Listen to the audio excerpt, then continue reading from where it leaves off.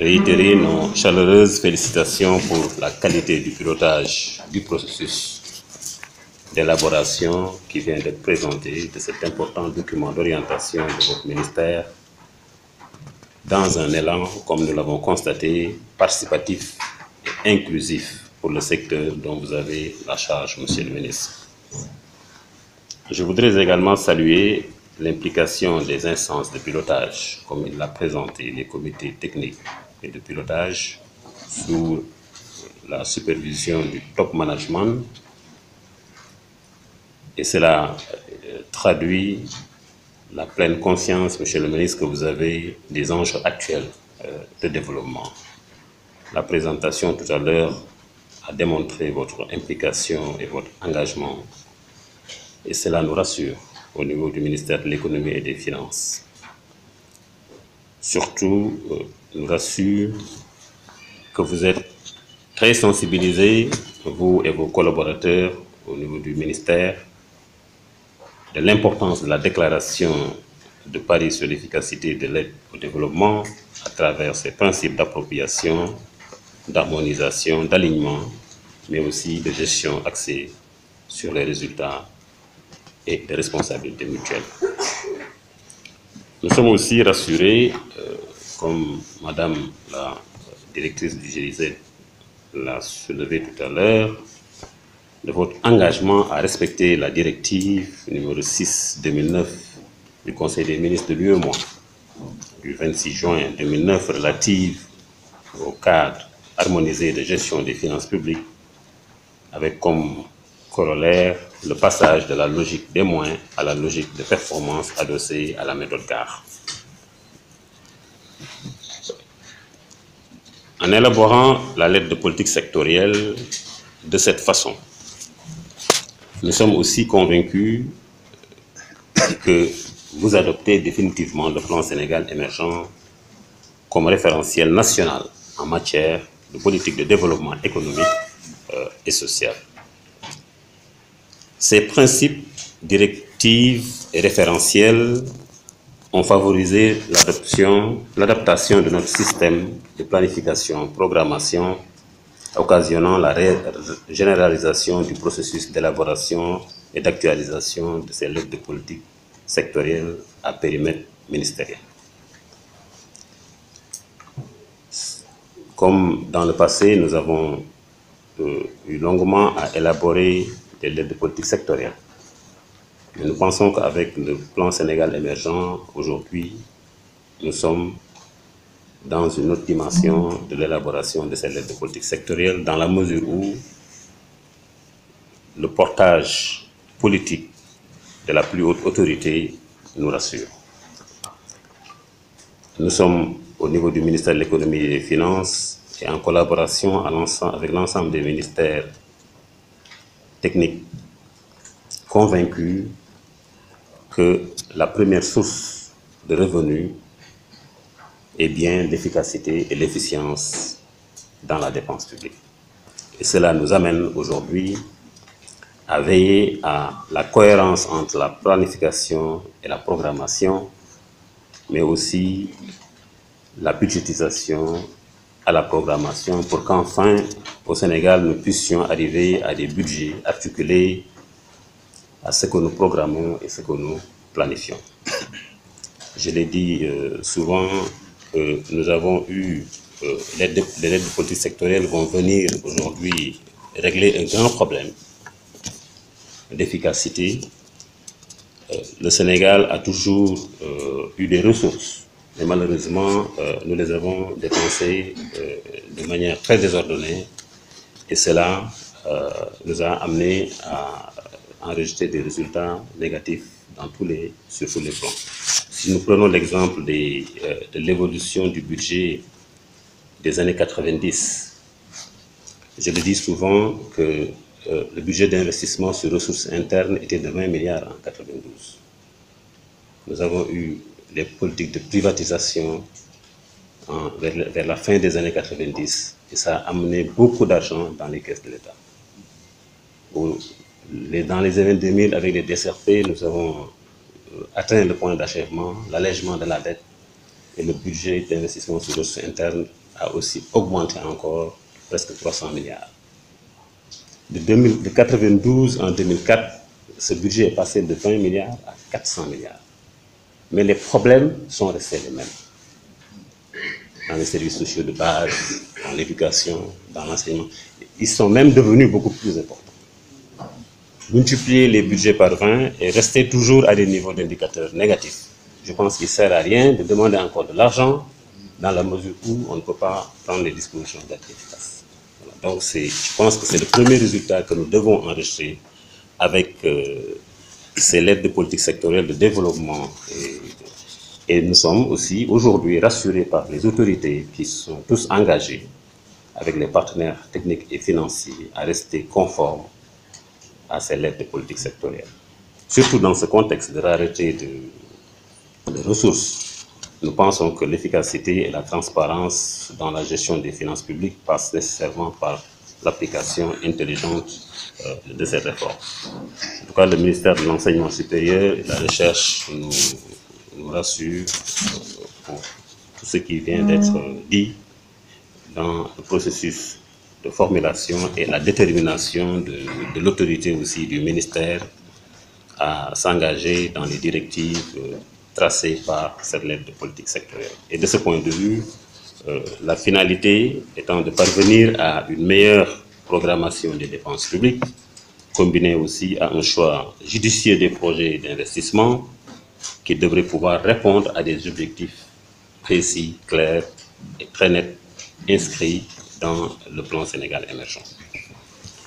Monsieur le ministre, le processus d'élaboration de votre lettre sectorielle, comme je l'ai dit, nous a rassurés quant au portage institutionnel, à bénéficier aussi de l'appui technique et financier de nos partenaires, mais aussi de toute la direction générale de la planification et des politiques économiques et du projet de coordination des réformes budgétaires et financières, comme l'a souligné M. Diop, le coordonnateur du CEP.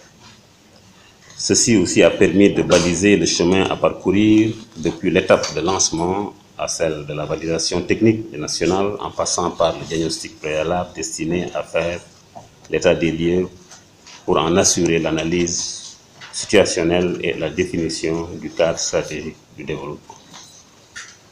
Donc à cet égard, c'est le lieu de se féliciter de la franche collaboration qui a prévalu entre nos experts du ministère de l'économie, des finances et du plan et la CEP durant ce processus de réflexion couronné aujourd'hui par la mise à disposition d'un document, je peux vous rassurer, consensuel. Donc toutes nos félicitations et encore recevez les félicitations du ministre Amadou Ba. Dès lors, cet outil phare en parfaite intelligence avec le plan Sénégal émergent, les agendas 2030 de l'Organisation des Nations Unies et 2063 de l'Union africaine, cristallise les grandes orientations du sous-secteur et les éléments de la stratégie de son développement pour les 5 prochaines années.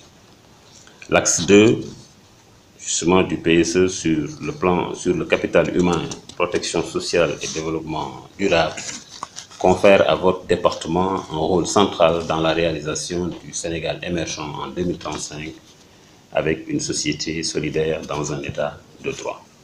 Là aussi, je voulais préciser que le rôle est important au sein de cet axe 2, le rôle du ministère dans l'accès aux services sociaux de base de manière générale.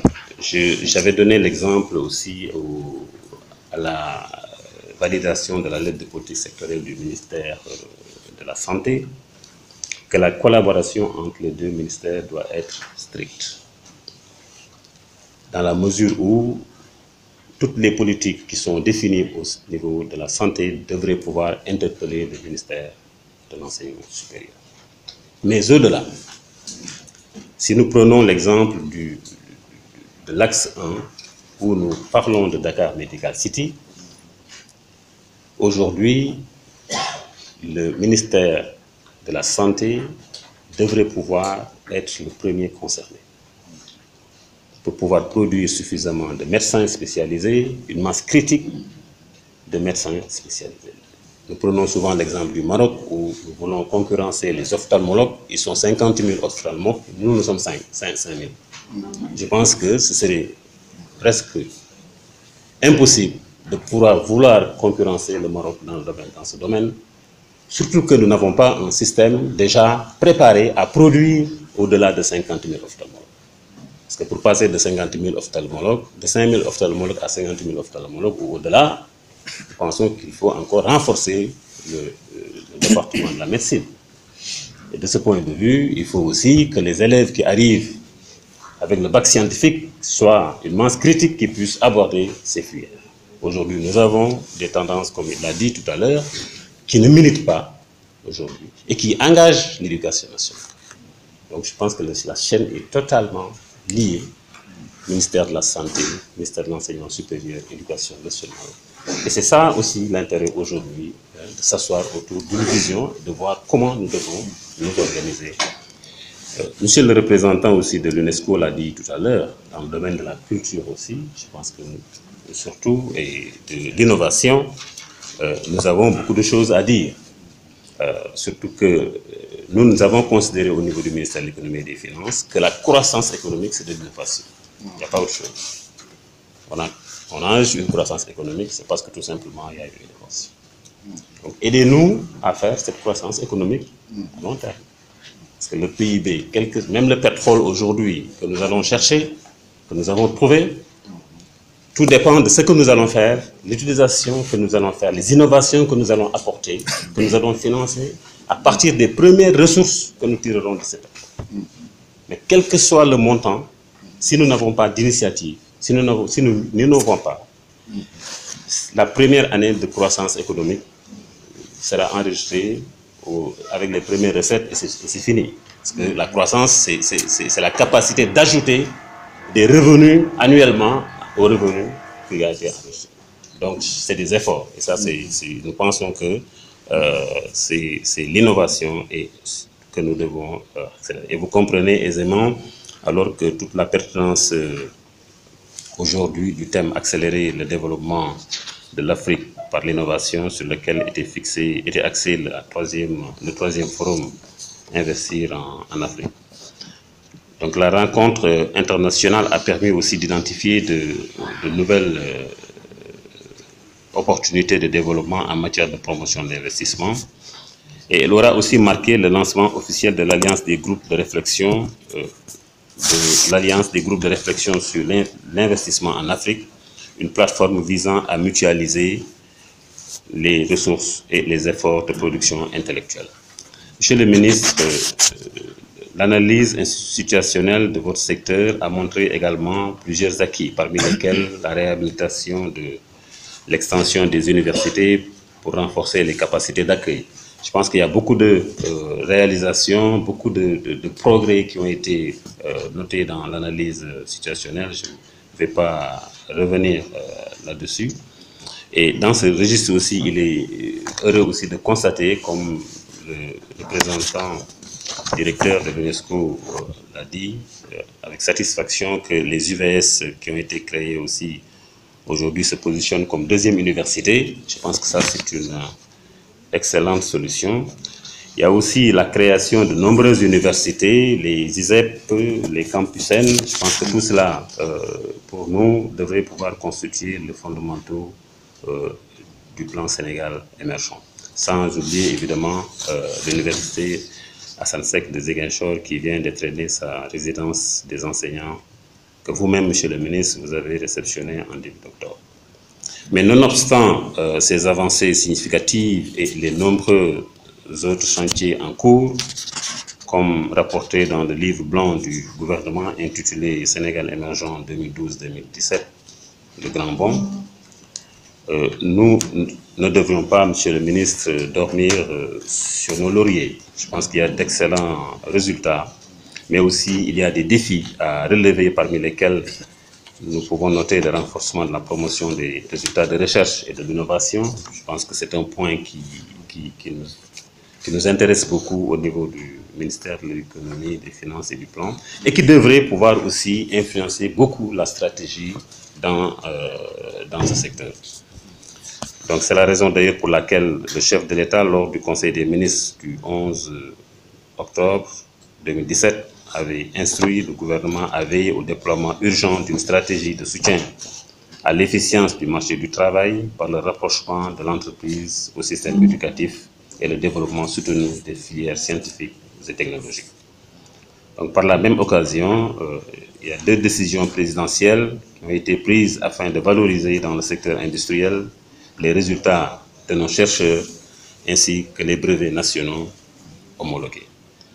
Il s'agit aussi de l'exécution du plan spécial de promotion de l'innovation, PPI, dans les meilleurs délais et la mise en place d'un Conseil national de recherche et de l'innovation. Et à la lumière de ce bilan d'étape, Monsieur le ministre, largement positif, vous conviendrez avec nous qu'aujourd'hui, l'opportunité réelle qu'offre la capture du dividende démographique nous conforte aussi à prendre à bras le corps les questions prioritaires liées à l'emploi et à l'employabilité. Et fort heureusement, Monsieur le ministre, la capacité d'anticipation et l'esprit de discernement du top management de votre département a permis d'adresser ces problèmes et d'envisager des mesures d'accompagnement, insertion dans la stratégie globale de développement. Et quant à la promotion d'un enseignement supérieur de qualité orienté vers les STEM et l'insertion professionnelle assurant la qualification des diplômés, c'est un défi majeur, persistant et auquel il faut faire face par le déploiement d'efforts supplémentaires. Donc sans être exhaustif, j'ai déjà pris beaucoup de temps. Je voudrais vous rassurer et vous assurer avant de conclure qu'avec cette nouvelle lettre de politique sectorielle soumise à la validation nationale des acteurs que vous êtes, le sous-secteur dispose désormais d'un cadre d'orientation adéquat à positionner dans les 4 programmes budgétaires et dans l'horizon temporel défini. Et pour permettre à votre sous-secteur de jouer pleinement sa partition dans la réalisation d'une croissance inclusive et durable et contribuer à donner corps à la vision du président de la République, soyez rassurés, Monsieur le ministre, que le ministère de l'économie, des finances et du plan ne ménagera aucun effort pour soutenir la mise en œuvre de cette lettre de politique sectorielle à travers votre document de programmation pluriannuelle des dépenses publiques. Sur cette note d'espoir, mesdames et messieurs, je vous adresse tous, au nom du ministre de l'économie, des finances et du plan, Monsieur le ministre Ba, nos vives félicitations et souhaite plein succès à vos travaux. Je vous remercie de votre